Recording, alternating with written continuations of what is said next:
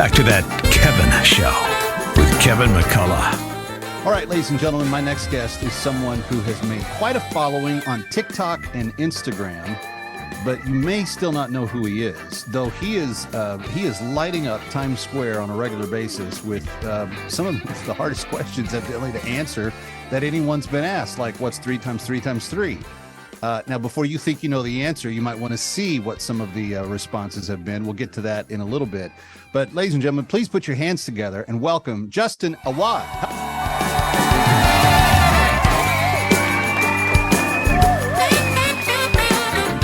Hello, Justin.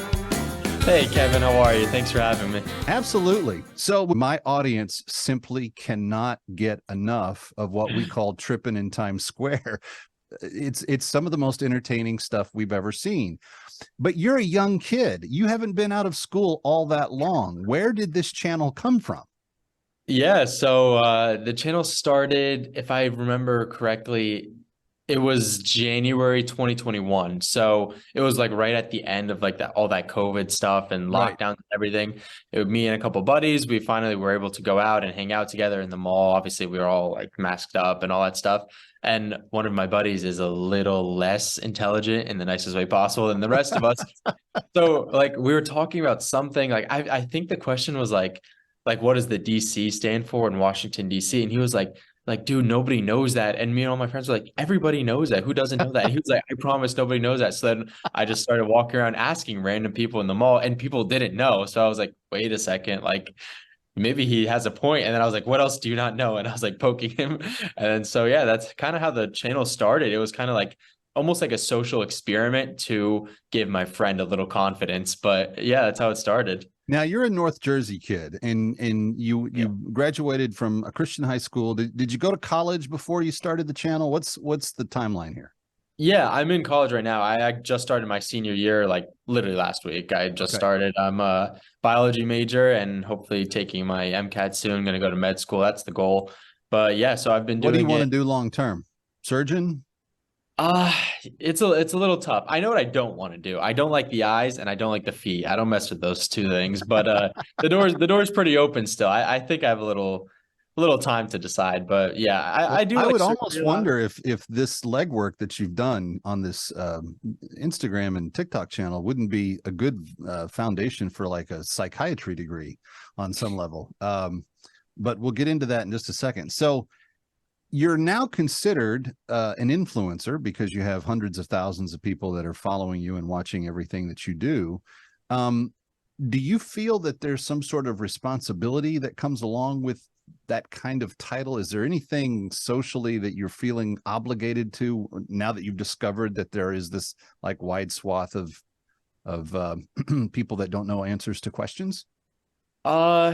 Like, to be completely honest, like I don't really feel that. Like I understand that I have like a pretty big following and a lot of people watch, but it's like the kind of content that I post is not like, oh, like this is a day in my life and this is what I'm doing. It's kind of just like pure entertainment just so people can laugh and smile. It's like I want to start getting into more of like a personal connection with my audience and like really start like posting more of my life and stuff like that. But as of right now, there's not really like that connect. It's almost like you're watching like a YouTube video or like a TV show or something. You don't really feel connected. So I don't really feel like that influence. Obviously there is some type of influence, but I don't feel like it's huge or like a weight or a burden or anything like that. What I do notice is like sometimes like walking around campus or even like New York, walking around, people are like looking at me and I'm like, yeah, like I'm a normal person. Like you can say hi if you want. Like it's not like weird, anything like that. But yeah, I think so there's a degree of recognition that's starting to happen when you're in Times Square.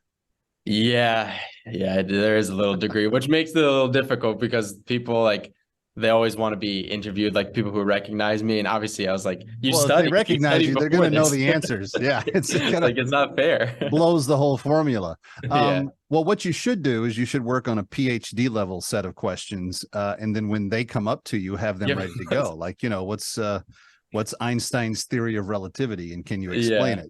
That type of thing.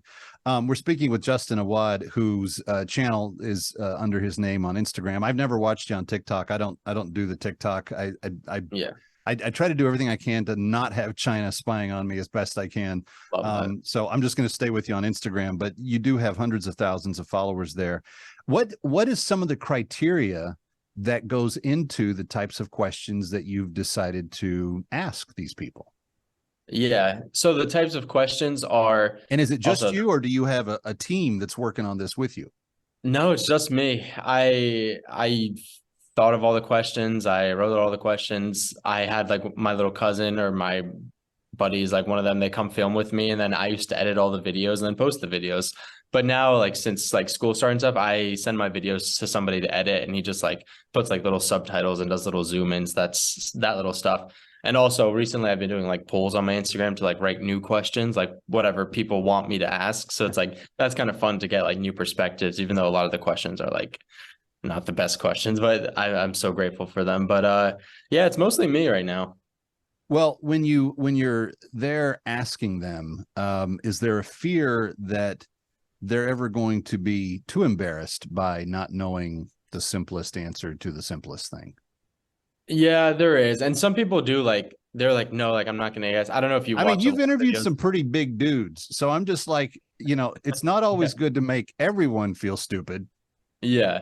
Well, that's like there's a fine line in my head. And I think like I'm trying to do my best to stay on the side of we're all laughing together than laughing at the person giving the wrong answer. Because my whole like ideology is like, even I get some questions wrong. Like if someone were to come up to me on the street and like ask me something, like maybe I'll get it wrong and be like, oh, like I'm so dumb. Like that's so funny. I should have known that. Like I want to make it like okay that normal people get questions wrong. Like you don't have to be a perfect human being. It's okay. And it's okay to laugh at yourself, which I think my generation specifically is like so bad at. Everything is like, oh, I'm offended, or like, I don't know. I don't want to get too much into it, but it's like, it's okay to smile and laugh. Like it's okay to make mistakes. And like, you know what I'm saying? Like there's a certain degree of charm in understanding that the world doesn't work perfectly. And that if we're completely serious all the time, we're going to blow a fuse. Like, I just think, and I think that you're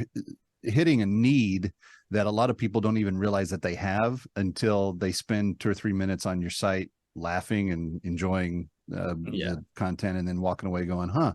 And even as we've aired snippets of what you've done here, like I said, the world of everything else that's out there, and I cover that stuff. I'm not afraid to talk about issues or take stands on things or anything else.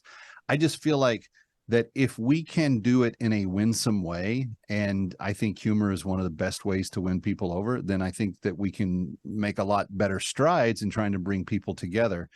And I sense even that in some of your videos, where some of the guys know that they're being goofed a little bit, but like they're having such a good time doing it that it obviously doesn't matter. We're speaking with Justin Awad, who is the host and proprietor of the Justin Awad pages on TikTok and Instagram, where he asks people questions that sometimes seem kind of simple, but sometimes people have a little bit of a hard time answering.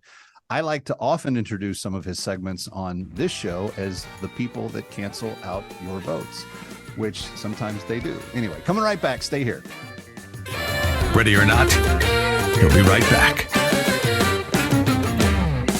That Kevin